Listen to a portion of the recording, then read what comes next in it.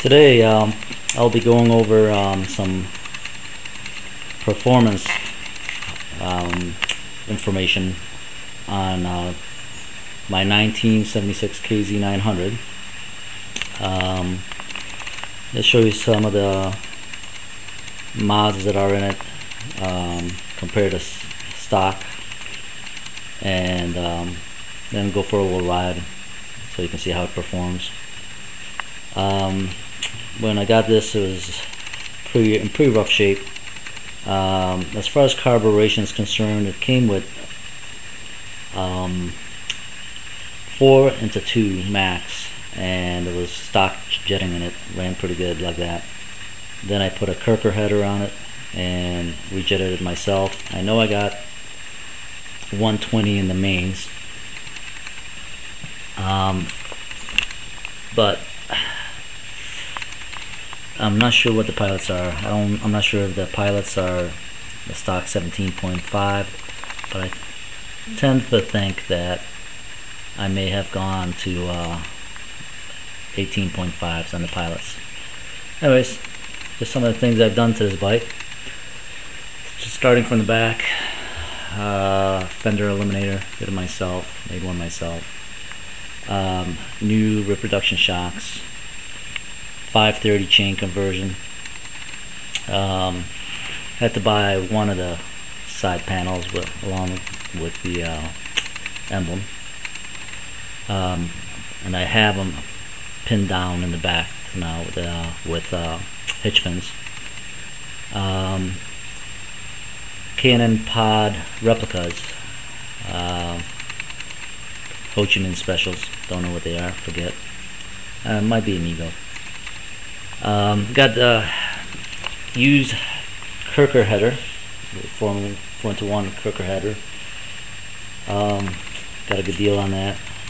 Not the greatest looking header, but as far as shape, but it's the real thing. It's old school, probably back from the 70s or 80s.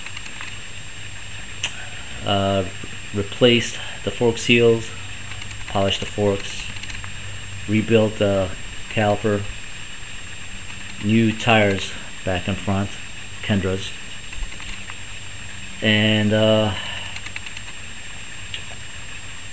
that's an LTD front fender.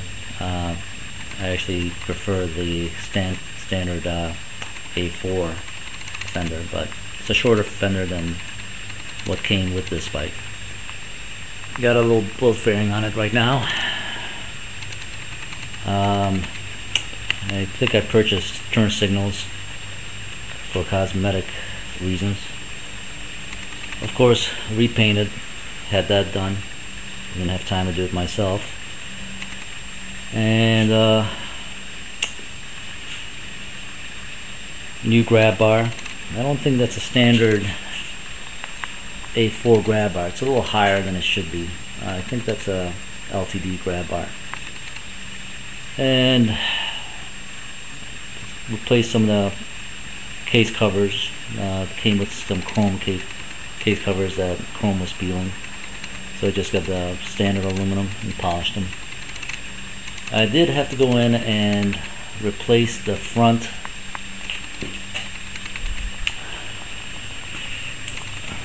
cam chain guide.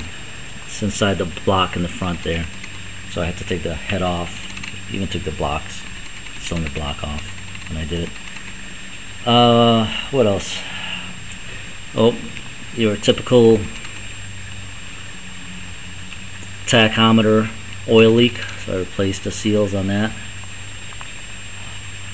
And like I said, I can't remember what else I did. Oh, replaced the original master cylinder with E-base special.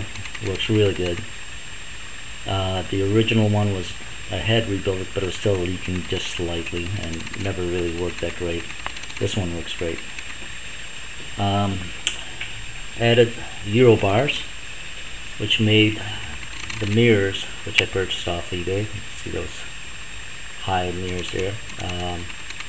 Couldn't see too well over my shoulders, so I ended up getting bar mirrors as well. So I'm gonna get it ready and fire it up and take it for a spin. Here's the oil that I'm putting in it. Rotella T triple protection. Pretty inexpensive, get it from Walmart. And as long as it's JSOMA compliant, and you can see that right over there on the bottom of that box there, JSOMA compliant, and that works for wet clutch type motor engines, which this is. The clutch shares the oil with the transmission and crankcase, so it's just one oil, no transmission fluid. So if you want to keep the clutch from slipping, you really can't use the modern type of oils that have the friction modifiers, which makes oils more slippery. So there you have it. That's just a overview of 1976 KZ900, and right now I got it on the battery tender. Always a good idea, and you'll never have any problem starting it. Always keep the fuel closed, avoids getting leaks. If your float valve, needle valve fails in any of the carburetors, and you know that could end up in your crankcase. I've had that happen. I finally got it fixed pretty good. I got a cheap aftermarket, $30 I think. Petcock, works good. Got a rebuild kit for it just in case. I adjusted the float levels on the bench using the wet method.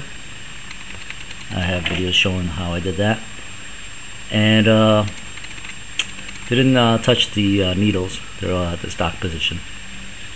So, made a little bracket here for support, just a simple little aluminum bracket, and that keeps the carburetors from bouncing around since there is no air box.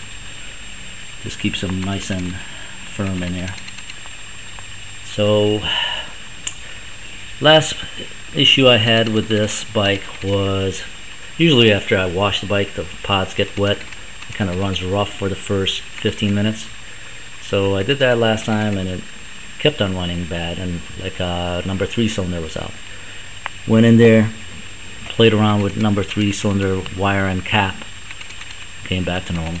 So probably need to be replaced, but for the time being, for as much as I'm using the bike right now, it's not critical. So let me get it all prepped up and ready to go, and I'll do the first start.